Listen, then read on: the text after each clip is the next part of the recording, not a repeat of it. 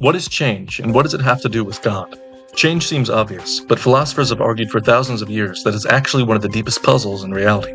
No, it may at first sound silly to ask if change occurs, because of course it does. This is exactly why the argument from change for God's existence is often called the simplest argument or the most obvious or evident argument, because the foundation of the argument is the simple, evident reality of change. But you would be surprised how many people object to the idea of change, not only because it implies that God exists, but also because it can just be a real puzzle to explain change itself.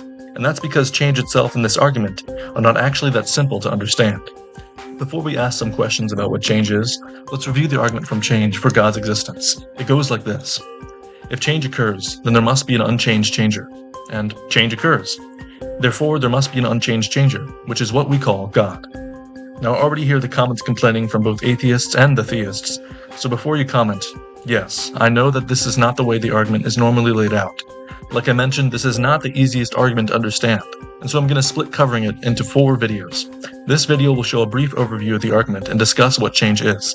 The next video will cover whether change really occurs. The third video will cover why there must be an unchanged changer if change occurs. And the last video will cover what the unchanged changer teaches us about God. This way we can thoroughly cover each step and thoroughly challenge and object to each step. By the way, if you're a returning viewer, please consider liking and subscribing. So here's an analogy to understand the argument as a whole before we pick it apart.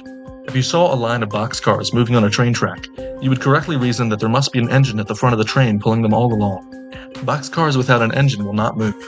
Even if you had an infinitely long line of boxcars, this would still be true. An infinitely long line of boxcars without an engine wouldn't move at all. However, if you had an engine, then it could move.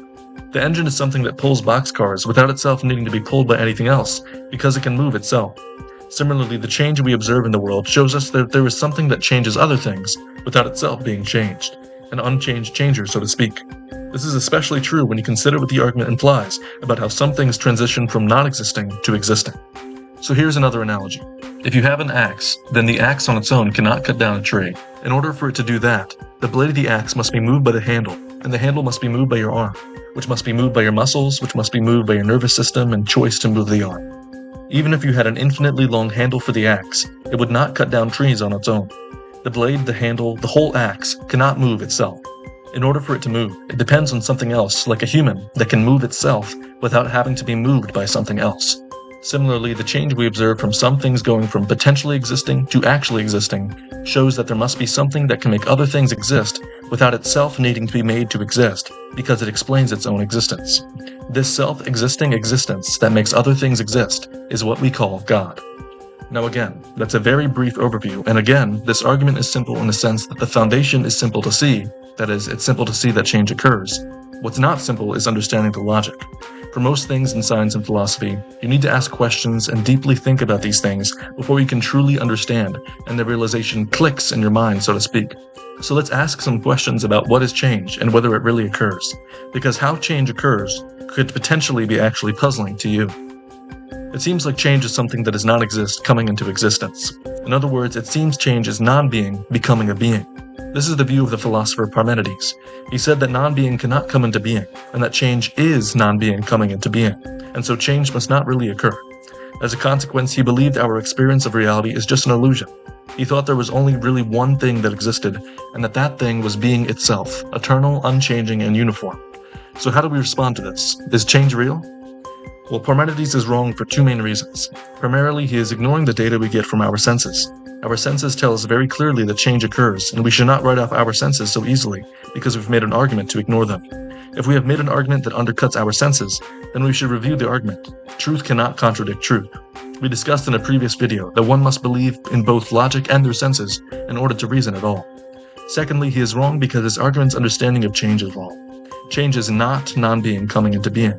Change is when something becomes something else. That's an imprecise definition, but we'll build up to a more precise definition. For example, think of a hot cup of tea. The tea is actually hot, but it also has the potential to be cold. If you put it in the fridge, it becomes actually cold. However, this is not coldness coming into being from nothing. The potential to be cold was already a real feature of the tea when it was hot. All the fridge did was make that potential actual. Parmenides is right that non-being cannot come into being, but that does not mean that change is an illusion. On the other side of the coin, it seems like we only ever perceive things that change. And things don't just change, but they are always changing. There is nothing that we perceive that truly remains the same, even for one moment. Even a huge mountain is still moving on the earth. Even the stars burn and move through space. So you can never truly name things as a constant being, but rather all that exists is the act of change. In other words, there is no being, but only becoming. This is commonly regarded as the view of a philosopher Heraclitus, although it is actually the view of his student Cratylus. Heraclitus is famous for having said, "You cannot step into the same river twice." This is because as soon as you step into the river, the water has moved. It is no longer the same. However, Heraclitus still thinks you can name things like rivers despite their change. But Cratylus said, "You cannot step into the same river even once." Cratylus thought that what we perceive as a stable reality, like a river, is an illusion created by the constant flux and change in the world. He also did not think language accurately describes anything because all the words we use have a stable meaning, but everything that we can perceive is not stable, but rather changes. In fact, because of this belief, Cratylus stopped speaking about philosophical and scientific matters, because if words don't describe true realities, then logic no longer works. So what should we think about this? Is Cratylus right? No, Cratylus is wrong for two main reasons. Primarily, he is wrong because he is ignoring logic. If your line of reasoning leads you to conclude that reasoning is not possible, then there is obviously something wrong with your line of reasoning. If reasoning is not possible, then we should not be able to reason to his conclusion anyways. Secondly, he is wrong because there really are stable things in our world. For example, even though you personally change and your experience changes at every moment, you are still the same person. For Cratylus' view to be true, your experience of consciousness would not be able to exist as a continuous reality. What you are could only exist for a split moment and then cease to exist. However, we know that it is false because we experience the reality of existing for well more than one moment.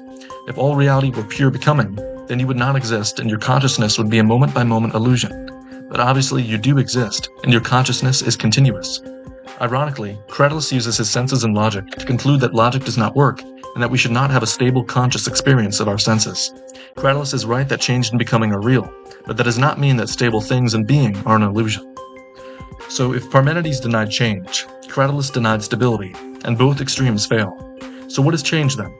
Change is properly understood as a potential becoming actual. Potency becomes act. Potentiality becomes actuality. Something that is already actual in the world actualizes a potential and makes it actual. In this context, potential and actual do not mean what we normally mean by them in everyday speech. Rather, we mean that potentiality is the real capacity for a being to change, and actuality is the reality of the being in the current moment. This avoids the error of saying that non-being comes into being, and it also avoids the error of saying that stable beings are illusions. This is the view of the philosopher Aristotle. He articulated this concept of potential and actual realities in response to the philosophers before him, like Parmenides and Heraclitus, that were attempting to explain change. Ultimately, in discovering this true description of reality, Aristotle realized that it shows that some actual unactualized actualizer must exist. And that's important to note, because Aristotle famously believed that the world has no beginning, but rather is eternal. And so his argument for the purely actual being works regardless if the universe began to exist or not. That is why I mentioned earlier that an infinite handle does not move an axe, or an infinite line of boxcars does not move a train.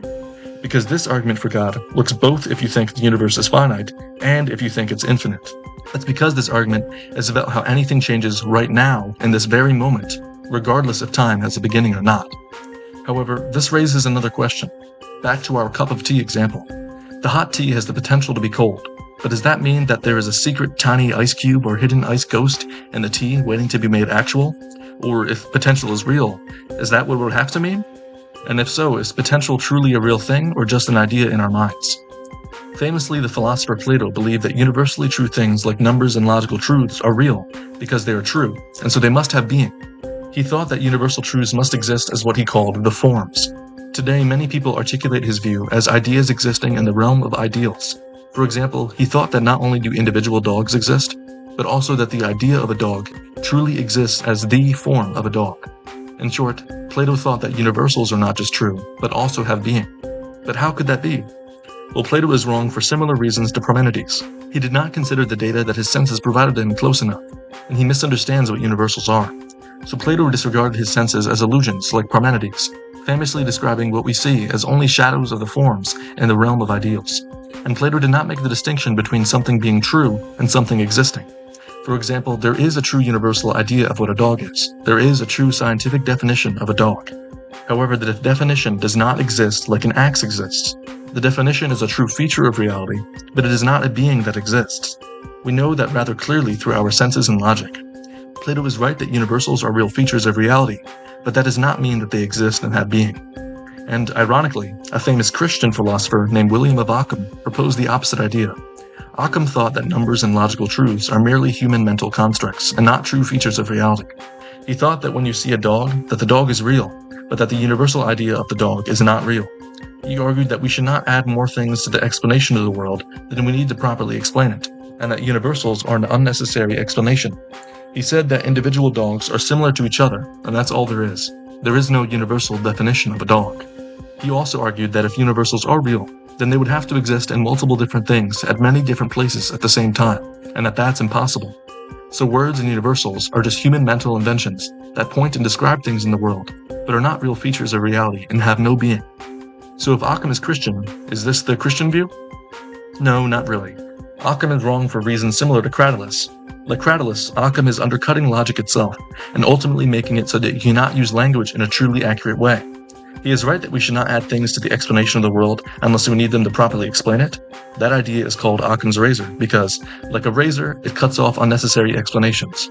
However, universals are necessary to properly explain the world. Like if two apples are red, then there really is a universal truth called red in reality. That does not mean red itself has being, but it does mean red is a true feature of reality. If universals like numbers were not true features of reality, then we should not be able to do physics and science and mathematics in a way that matches reality. If universals were purely mental, they would not match reality so consistently. But just because they are real features of reality does not mean that they have being. That is why his argument about how universals are in many places at once fails, because universals are not physical beings. They are just true descriptive features of reality. Occam is right that universals do not have being, but that does not necessarily mean that they are not true features of reality. So what are universals then? Universals are real as descriptions, but not as beings. The idea of a dog is a true description, but it is not a being that exists in some separate realm. Universals do not have being, meaning they do not have existence, but they are true features of reality because they accurately describe reality. Universals, in other words, have true descriptive power. This is again the view of Aristotle, but it is also the traditional view within the philosophical tradition in Christianity, most famously associated with St. Thomas Aquinas. This understanding of universals matches both what logic and our senses tell us about the world. So back to our question about potentials. Is potentiality a real being, or just an idea in our minds? Potentiality is neither. It is a true descriptive feature of reality, but it itself has no being. When the hot tea becomes cold, there is no coldness being within it that grows and overtakes the heat. Rather, its potential to become hot or cold is a true descriptive feature about what it means to be tea, or really anything with temperature. So wrapping this all back together, let's review the argument from Change again with our new insights. We can put the argument more precisely as, if potential is actualized, then there must be an actual unactualized actualizer, and potential is actualized. Therefore, there must be an actual unactualized actualizer, which is what we call God. Again, I know I'm simplifying it. Don't worry, each statement there will have its own video. For now, here's another analogy to overview the argument more thoroughly. We observed some things transitioning from potentially existing to actually existing. One example of that is our conscious experience goes from potentially existing to actually existing, and vice versa, multiple times in our sleep and dreams every night. Because potential existence does not have being, but rather only actual existence can actualize that potential. So at each moment, there must be something that can make that potential existence into actual existence without itself needing to be made actual in order to exist, but rather something purely actual. Even if you had an infinitely long series of things that can explain the transition from potential existence to actual existence, unless that series includes something that itself does not need to be made actual in order to exist, but itself is purely actual, then that series would explain nothing. Just like an infinitely long handle cannot make the axe actually cut down trees, or an infinite line of box cards cannot actually move a train. We need a human to move the axe, and an engine to move the train. We need a purely actual, unactualized actualizer to actualize existence. The being that is purely actual existence and makes all other things actually exist is what we call God. In the next few videos, we're going to more thoroughly challenge each premise in this argument to see what more we can learn. The next one will be about whether potentials are really actualized, or put more simply, does change really occur?